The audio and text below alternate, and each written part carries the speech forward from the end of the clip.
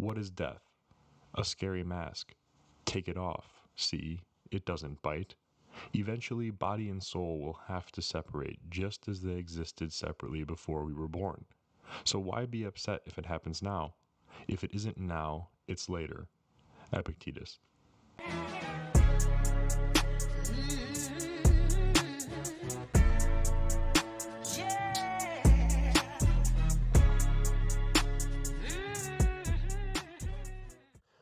Welcome back, Full Metal family, to another episode of the Full Metal Cast. As always, thank you again for spending your valuable time tuning in and consuming the content I create. If you're on Spotify and you're not aware, every episode also has a video so you can see my masked face and graphics that correspond with the topic I am discussing. All of the episodes can also be found on YouTube and thefullmetalcast.com, of course. But with that in mind, just a reminder that social media hates what we talk about here. So please be sure to subscribe, to like, to comment, and to tune in whenever you can. Organic growth is the only way this thing's going to take off because they don't allow me to advertise. So with a little self-promoting out of the way, today I will be monologuing about the concept of the state's monopoly on violence. A quick Google search will tell you that Max Weber coined the term monopoly on violence in his 1919 essay, Politics as a Vocation. However, it was the English philosopher Thomas Hobbes who first spoke the concept into existence in his book Leviathan, or the Matter, Form, and Power of a Commonwealth Ecclesiastical and Civil in 1651. The TLDR is Hobbes proposes that the best way to prevent conflict and avoid another civil war is to have a sovereign power with absolute authority that is tasked with protecting a commonwealth established through social contract. This sovereign power would be the only ones permitted to carry out punishment and acts of force/violence except in cases of self-defense. It is important to note in Hobbes' defense that sovereign powers could be security forces or a group of private citizens selling their protective services, and only people who voluntarily agree to the social contract of the Commonwealth that is to be protected by these force groups are subject to their protection and their taxes. This is an oversimplification of Hobbes' vision, though, to achieve civil peace and social unity, and an entirely different episode would be required to really dive in and break down his beliefs. However, the key point to remember before we proceed in this episode, is that governments here and abroad have a monopoly on violence. This has been the case with every government that has ever existed. That is the only way your representatives can carry out the many acts that are not in your best interest and still feel safe. One of my favorite authors, Leo Tolstoy, also shared his views on the topic, and while they aren't as direct, they all are related to this concept of the state's monopoly on violence. Three of my favorite quotes of his happen to be, and the first one is from his essay Patriotism and Government from 1901, where he says, "There may have been a time where such governments were necessary, and when the evil of supporting a government was less than that of being defenseless against organized neighbors. But now such governments have become unnecessary and are a far greater evil than all of the dangers with which they frighten their subjects. Not only are military governments, but governments in general could be, I will not say useful, but at least harmless only if they consisted of immaculate holy people, as is theoretically the case among the Chinese. But then governments, by the nature of their activity, which consists in committing acts of violence, are always composed of elements the most contrary to holiness of the most audacious, unscrupulous, and perverted people." Your representatives, ladies and gentlemen. And the second quote from another essay of his called What Shall We Do? Written in 1904, where he goes on to say, "Wherever violence becomes law, there is slavery. Whether violence finds its expression in the circumstance that princes with their courtiers come, kill and burn down villages, whether slave owners take labor or money for the land from their slaves, and enforce payments by means of armed men, or by putting taxes on others and riding armed to and fro in the villages, or whether a home department collects money through governors or police sergeants. In one word, as long as violence is maintained by the bayonet, there will be no distribution of wealth, but it will be accumulated among the oppressors. And in his last quote I really want to highlight here, he really channels what I mean when I say we need to adopt, or whenever I encourage people to channel the spirit of 76 today. And this quote is from his essay on anarchy from 1900, where Tolstoy states, "The anarchists are right in everything, in the negation of the existing order, and in the assertion that without authority there could not be worse violence than that of authority under existing conditions. They are mistaken only in thinking that anarchy can be instituted by a revolution. It will be instituted only by there being more and more people who do not require protection from governmental power, and by there being more and more people who will be ashamed of applying this power." And after that, if by chance you are someone who thinks that this is a good thing for the state to be the only ones with the authority to carry out violence or give permission to carry out violence, or if you think this concept is merely a belief held by extremists, allow me to provide the latest example of this playing out in the real world. On May 1st of this year, a homeless man on New York City's top 50 list, I'll elaborate on that later, and with an open arrest warrant, hopped on the F train in the subway system.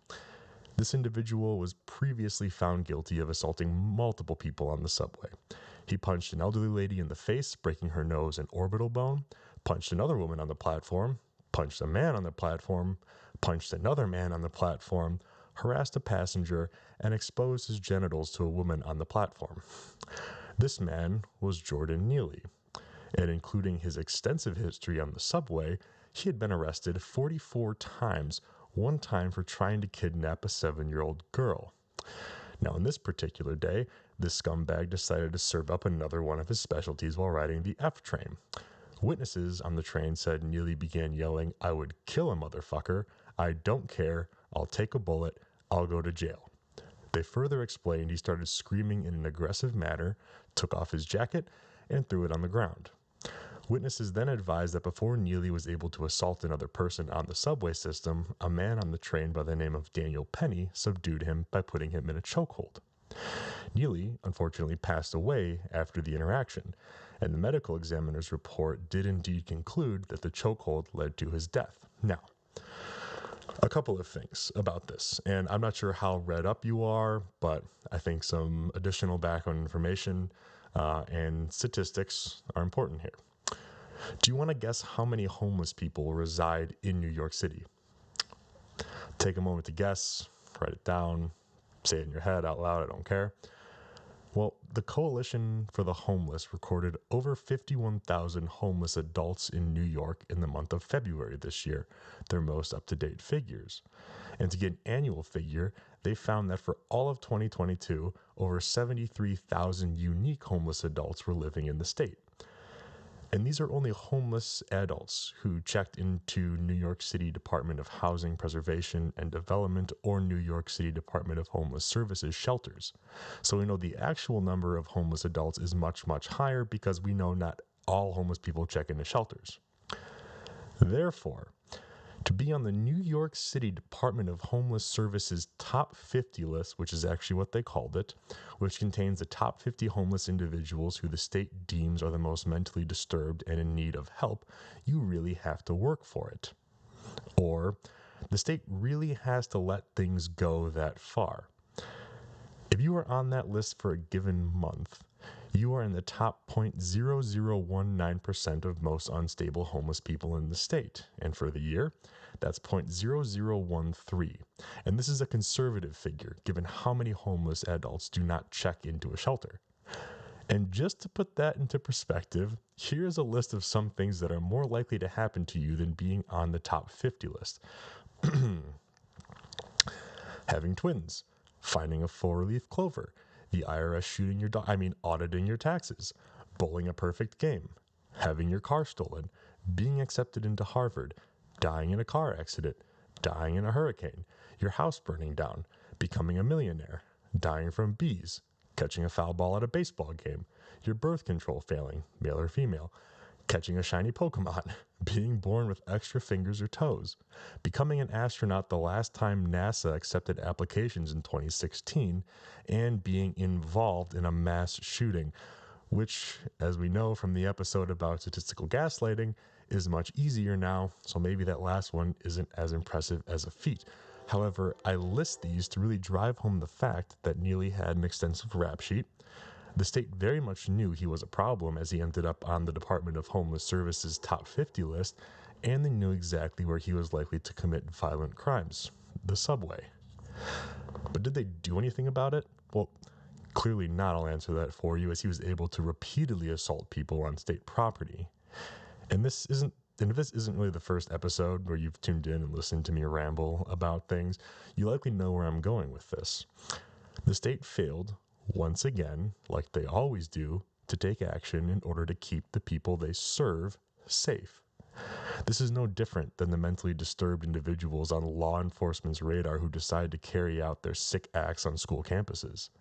The state was aware that they were a threat before they committed an act of terror and did the one and only thing they do well: neglect those following their ignorant laws. In both of these scenarios, the subway incident and when the mentally disturbed decide to shoot others on school grounds, law-abiding citizens are not allowed to reasonably defend themselves, as school zones and the NYC subway are both considered sensitive locations, thus preventing even those holding permits from carrying a firearm in those areas. Now, I do hear those crying, "Oh, but Penny didn't use a gun to defend himself on the subway," and you're right, nor did he need one in that situation, given that another lethal weapon was not presented by Neely. But my point in discussing all of this is to highlight the state's failure to protect you while holding a monopoly on violence, preventing you from defending yourself. Also, I'm not done telling the story. Now, after the incident on the subway, law enforcement and the prosecutor, did not appear interested in charging Penny, even after the medical examiner's report that confirmed the chokehold led to Neely's death. However, after a week of protests and riots shut down businesses and the subway system, the Manhattan DA, Alvin Bragg, filed charges. And on June 14th, Penny was indicted on one count of criminally negligent homicide and one count of second-degree manslaughter. It was almost as if, for a moment, the government forgot that they were the only ones who can kill someone, and a person of color, no less. That's right. Neely was an African American, and Penny is a white Marine veteran, and I intentionally withheld this information as I laid out the facts, since the color of their skin objectively does not matter. Subjectively, however, it obviously does to the weakest individuals of society. Now, some acknowledgments are due. First, Penny obviously did not know how much of a threat to society Neely was. Therefore, he did not confront Neely knowing he was on the top 50 list with 44 prior arrests and an open warrant. I state this as I don't want to sound as though I'm glorifying the outcome of Penny's actions, i.e., he did society a favor by killing Neely. Penny never should have been in the position to attempt to secure his safety and the safety of those around him in the first place. That is the state's job, but given their ineptitude, he had to step in. That is what a man does, after all. And your government is indeed horrendous at carrying out this task. This is just 0.001% of homeless offenders that the state cannot keep us safe from, and they had 44 plus opportunities to get it right with Neely. This also isn't a criminal mastermind or somebody with a fortune to afford a legal dream team to keep him off the streets, or keep him on the streets, rather. Neely was a living, breathing monument of the state's failures and ineptitude. Second, it is abundantly clear Penny did not set out to kill Neely. He restrained Neely with a chokehold when he could have beaten him or used a weapon to deliver deadly force. He also could have continued inflicting harm after Neely was out if it was his intention to really hurt him. It also wasn't made public knowledge what underlying health issues, drugs, etc. were present in Neely at the time. This is important because while those factors would not have killed him on their own, they would have absolutely contributed, if there were enough present or certain ones present, to a deadly outcome. They would have made his passing a little more likely. And considering that he was a New York City homeless man on the top 50 list, I don't think it's a bit of a stretch to believe that there may have been some underlying health issues. Third, and finally, further to speak to the state's failure to keep you safe, the New York City subway system is not a good place to be. According to Reuters, felony assaults have remained slightly more frequent in the subway than before the pandemic, with 132 in the first quarter of 2023 compared to 110 the first quarter of 2020, city data shows. And there are several clips around the internet. You can look up all of the horrific, violent acts that take place on the subway, and you can see how many bystanders there are that do nothing. And I find that to be even more infuriating than the acts themselves that are carrying out. But that is exactly what the state wants. This is the only outcome we face from following their rules that prevent us from keeping ourselves safe and alive. And whether the state knows this or if they're completely ignorant due to how disconnected they are from reality does not matter. Their rules, their monopoly on violence, leaves the best members of society helpless against those that the government has never been able to keep us safe from. And according to your government, you must sit quietly and let that homeless man beat you and expose himself to you, because if you stand up for yourself or others, and God forbid something bad happens to that degenerate, they will come for you and they will put you away for 15 plus years. And just for the purpose of revealing how stupid it is that Penny is getting dragged through the public square like this, let's say you're standing on the side of the road and you notice a drunk driver swerving down the road towards a crosswalk where a kid is in the middle of crossing the street. In order to prevent that car from striking the innocent kid, you began waving your arms and screaming, trying to get the driver's attention. The driver notices you, making a scene, but is distracted, loses control of his vehicle, and goes off the road, leading to his demise. You are then arrested and face going to prison for over 20% of your life. You made the choice to take action and protect an innocent person from being harmed by someone who had no regard for the law or for the natural rights of others for that matter, and as a result, you get thrown in jail. In the real world, and in this theoretical case, the lives of law-abiding, innocent civilians were put in jeopardy by an individual threatening to kill them. Recall, Neely proclaimed that he would kill an MFer. And in both cases, the individual who took action to preserve the lives of the innocent inadvertently caused the passing of the criminals. Now, if I'm missing a fact in this consideration, please let me know, but objectively, it seems batshit crazy that the person who took action to keep people safe should be thrown in prison. Now, personally, I believe Penny will come out of this without serving any jail time, as all of the passengers on the subway will have to testify, and I don't think any of them will provide an account that is skewed in favor of Neely. But the entire reason Penny was indicted so long after the fact, or at all really, is because the state wants to make an example out of him. Also, Bragg needs to remind people in New York that he is still alive so that he can stay in office and keep his pockets full of tax dollars, since he likely can't hold a job doing anything else. But the state and the media will demonize Penny every chance they get in this very public trial, and they will do their best to leave him penniless, no pun intended, once the dust settles. And they'll do this simply to reinforce the point that you are not authorized to use force. Only the state has such privilege.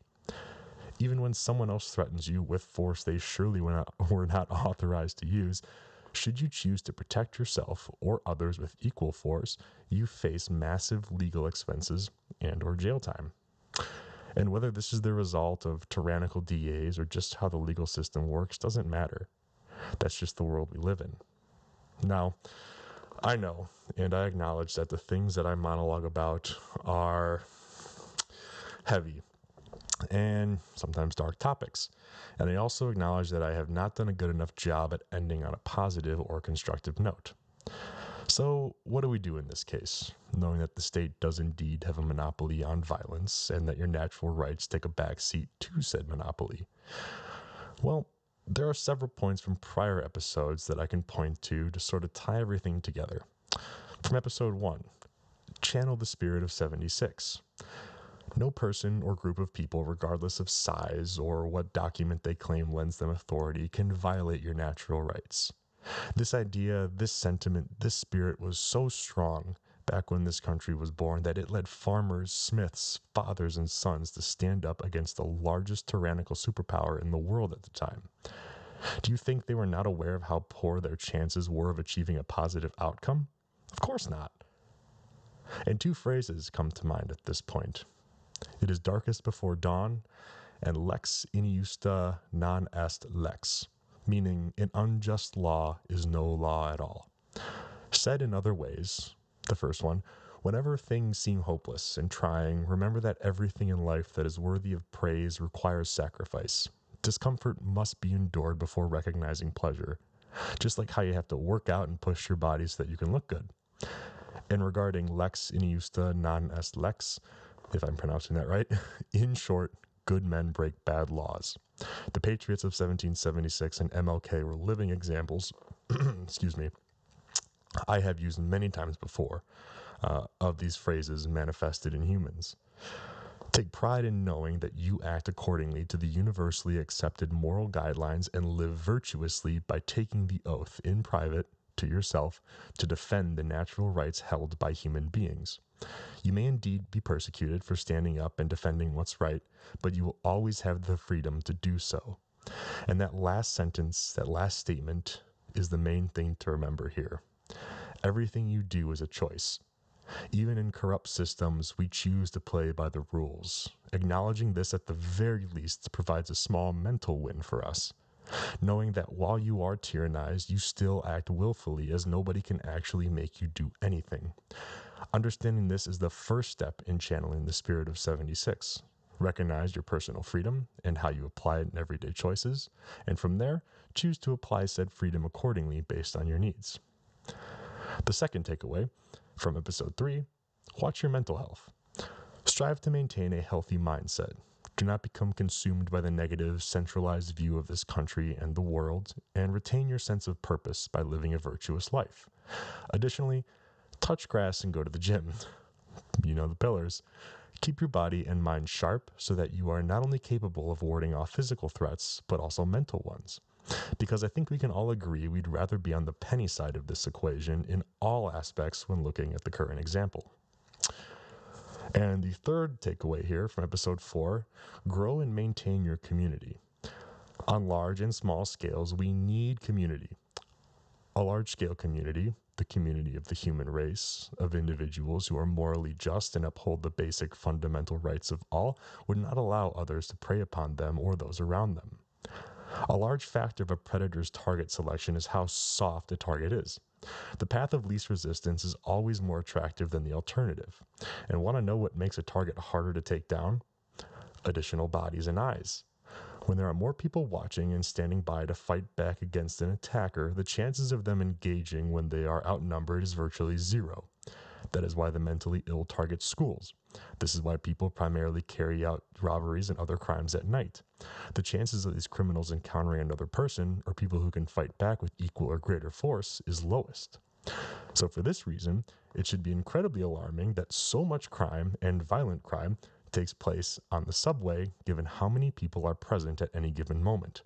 However, this also highlights how we lack community on all levels. We do not travel to work together on a small scale, and we are not willing to protect our brothers and sisters when they are threatened on a large scale.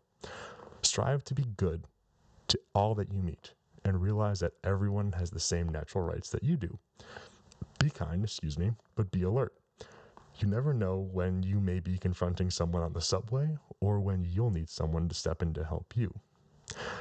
And my final takeaway from a prior episode, from episode 6, be a man.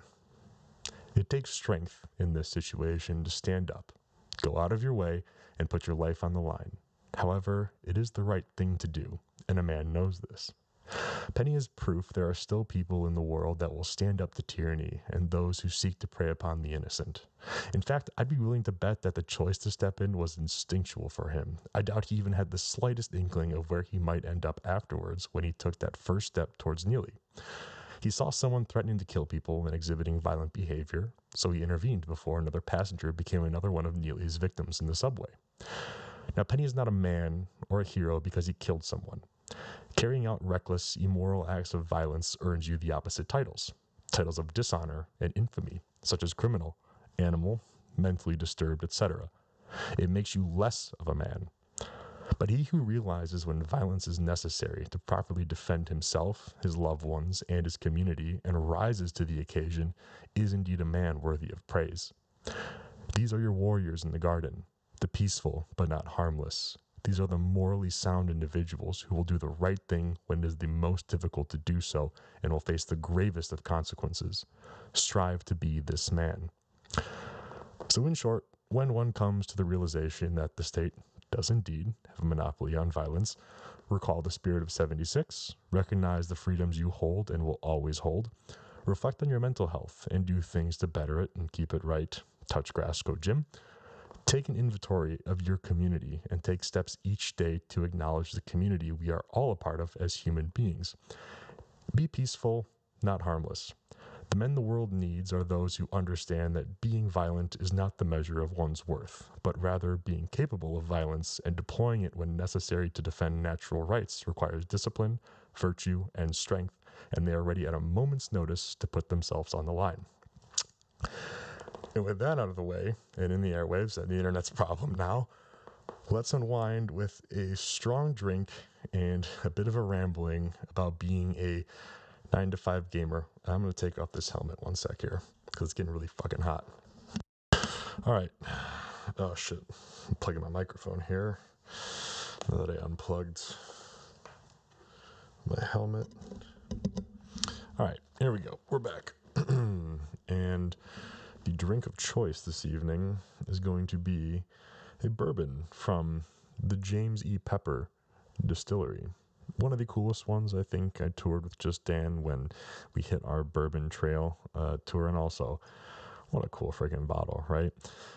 Best way I can describe it is it's sort of like a Buffalo Trace with a little bit more of like rye, a little more peppery thing going on to it, and it's 100 proof, so you gotta love that.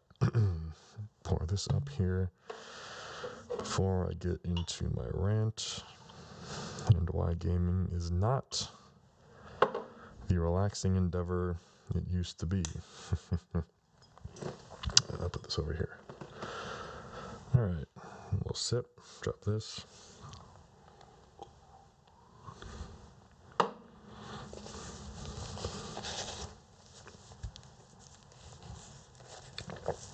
Oof, okay. Not bad at all. All right, the 9-to-5 gamer blues. So, I grew up on video games, grew up playing Call of Duty, loved gaming. Big gamer, and I think mostly that has to do with my parents trying to limit my time on a screen as a kid. I was like, limit yourself to an hour. They'd always try to cut me off after an hour of gaming. That's just how it was. I think they only drove me to play more.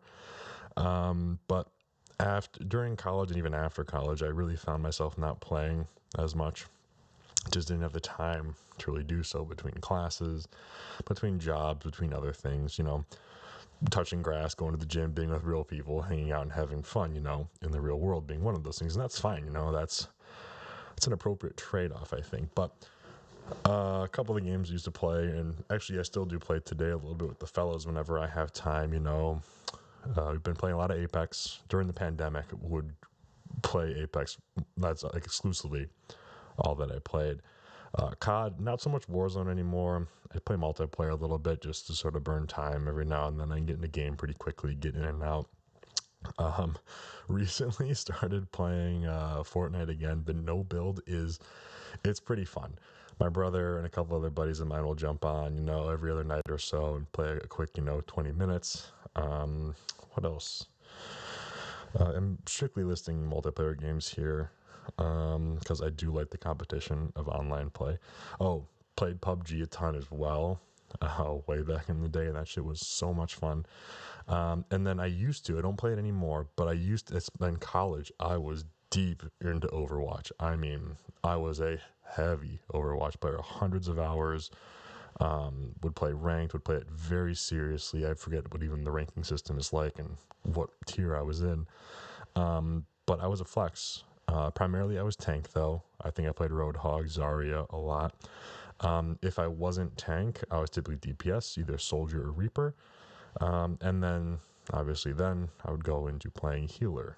Started up in Mercy main, then ended up playing a lot of Ana, and then Moira when Moira came out as well. So that was the game I probably have the most time on, just out of all of them, because it was just an obsession, this gross level of video game hours put into that. I wish I could take it back, honestly, and do something else. But that is what it is. Also, was super into Smash Bros. I still love it as a casual game. It's the most, I think it's the most fun party game you can possibly have. Donkey Kong mains, rise up. But nothing beats just sitting down with the fellas, booting it up, getting on the mic, cracking some jokes, maybe cracking a cold one or here, and just dumpstering little kids. Maybe you get a win or two. However, I don't know if the pandemic was the cause of this, or maybe I'm just out of touch now because I'm old. That's not the norm. That's the exception if that happens. Now, we're typically getting absolutely shit on by people, mostly kids, I can only assume, that don't miss a shot. We can never get a shot off. We never hear them coming. We never even have a chance. And it typically just evolves into screaming, yelling, and rage to the point where people just quit. And that's just a serious bummer, but maybe that's just evolution. Maybe that's just, the changing of the guard. Maybe I am the one who is out of touch. That's a shame because I love these games. I still like playing them. I'm still very hopeful that I will enjoy playing them. But maybe it's a sign I need to move on. I will say, though, my two favorite games of all time, three favorite games of all time now, have to be Bloodborne and the two new God of War games. And I realized those aren't multiplayer games. Those are single-player story mode games, which is surprising because typically I like that competitive nature of, online. It doesn't have to be Battle Royale. It's just kind of the way things are today now and the type of games people are pushing out. But those two games stand the test of time for me as far as gameplay, combat, storytelling, everything, and especially the music. And this is a big one for me. The music across those three games are unmatched. I could not point you to another game with better music than Bloodborne and the new God of War series. I'll probably try to loop in a couple of, samples here if I'm allowed to. I'll do some research there.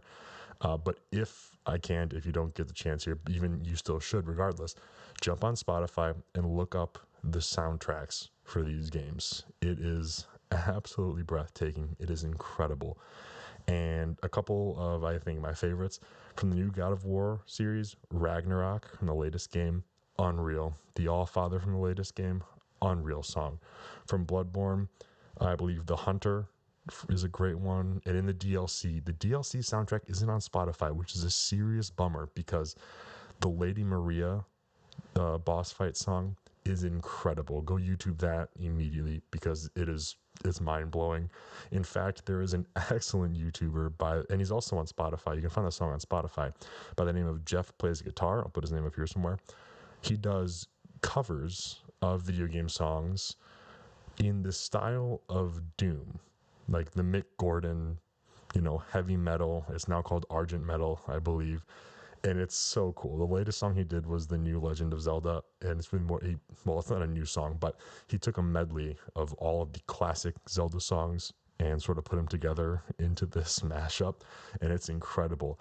He did the same thing for a song from Bloodborne, one of the DLC songs when you fight one of the hardest bosses in the game, Ludwig's Holy Blade. That song lives on my gym playlist, which is titled Songs That Replace Pre-Workout, because I hear that and I'm going to run through a wall. I'm going to put my head through a fucking plate when that song comes on. But the soundtrack is incredible on those three games. I think the only game, this is going to be a bit of a shocker, the only game that really competes with that for soundtrack, I'm probably going to get some heat for this, Guilty Gear Strive. It's a fighting game. It's not, again, it's completely different from everything I've ever played.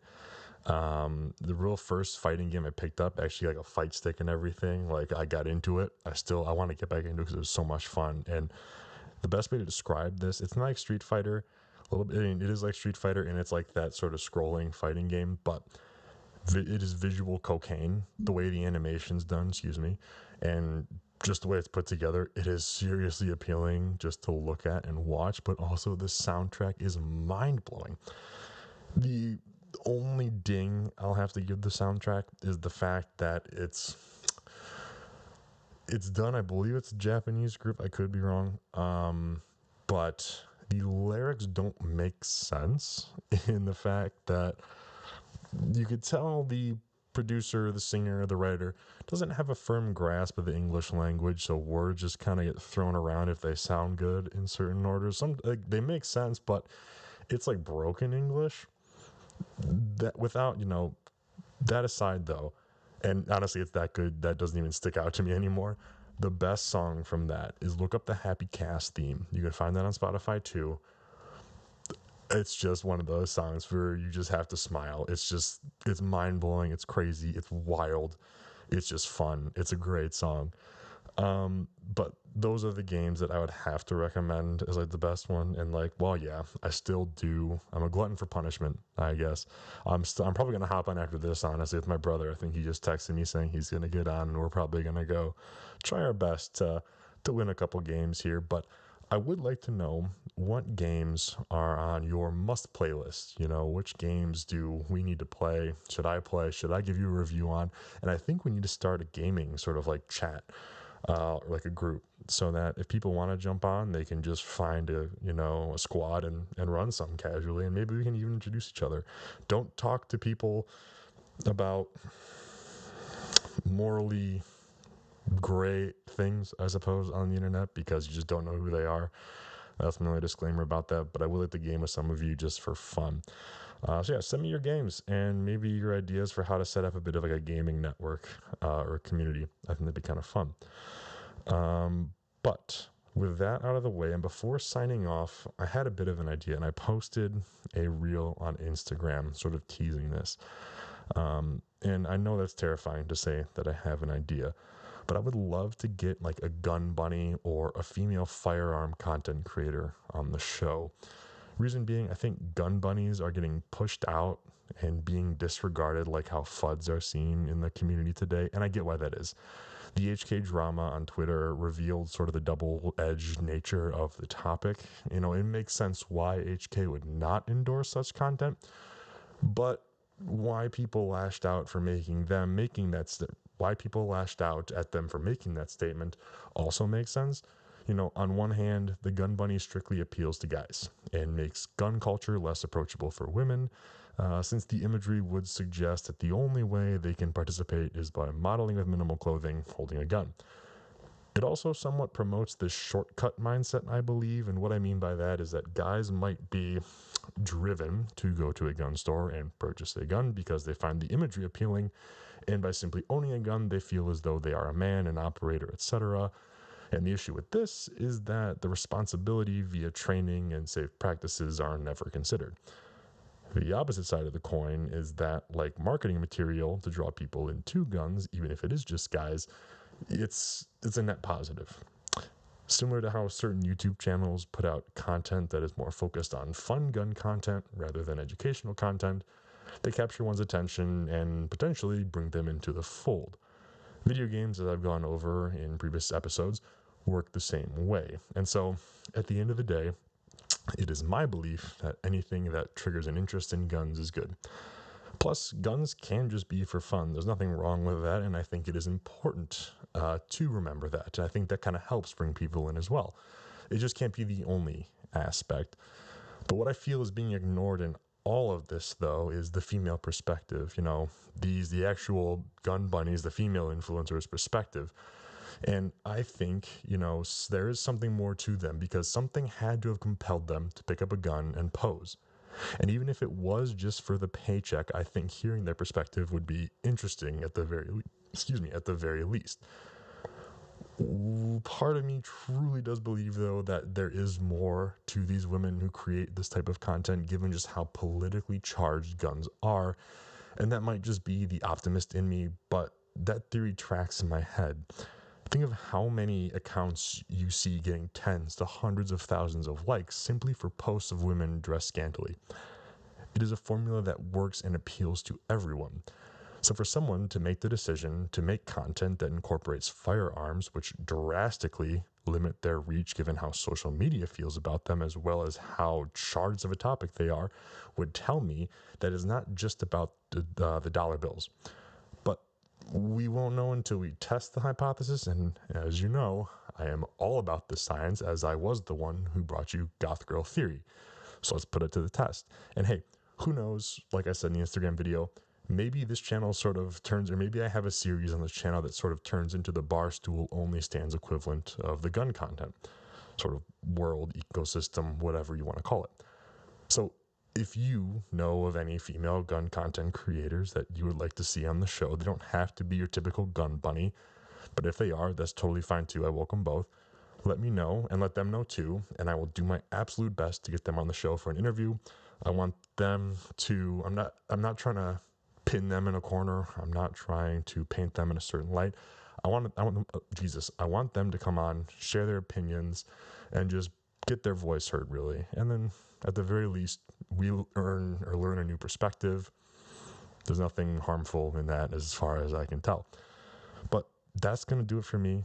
That is it for another episode of the Full Metal Cast. Again, if you're watching on YouTube, you can find us on Spotify. If you're watching on Spotify, you can find us on YouTube. If you are on our website, you can find us on both, but you can find the latest episodes on all three of those locations. Our socials will be in the description. Please like, follow, subscribe. Again, like I said at the beginning of this, Instagram, YouTube, whatever, Google hates what we talk about here, hates everything about this, and does whatever they can in their power to limit my reach via their tools that they make available to everyone else, except gun tubers and anyone in the space is familiar with this. So your help, your efforts to help, spread the word and grow this thing organically are tremendously appreciated. I did mention way back that I was working on shirts. I am planning on doing the pre-order soon, so make sure to keep an eye out for that. I'll announce it on a video as well when it does go live. But until then, remember the 4 takeaways I provided. Be a man, channel the spirit of 76, watch your mental health, and keep an inventory on your community. And as always, and most importantly, stay metal. I'll see you next week. Thank you, and enjoy the holiday weekend.